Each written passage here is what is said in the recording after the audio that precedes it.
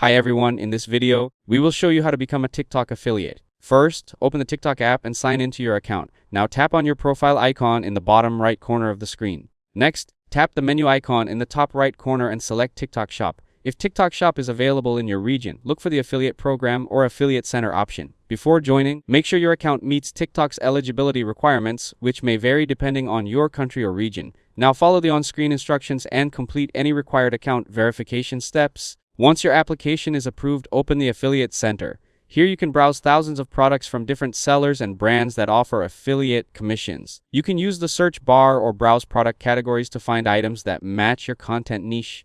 When you find a product you want to promote, tap Add to Showcase. The product will now appear in your affiliate showcase and can be attached to your videos. Next, create a video reviewing, demonstrating, or talking about the product. Before posting, attach the affiliate product link to your video so viewers can purchase it directly from TikTok Shop. You can also promote products during TikTok live streams if that feature is available on your account. When someone clicks your affiliate link and completes a qualifying purchase, you'll earn a commission from that sale. Different products offer different commission rates, so be sure to check the commission percentage before promoting an item.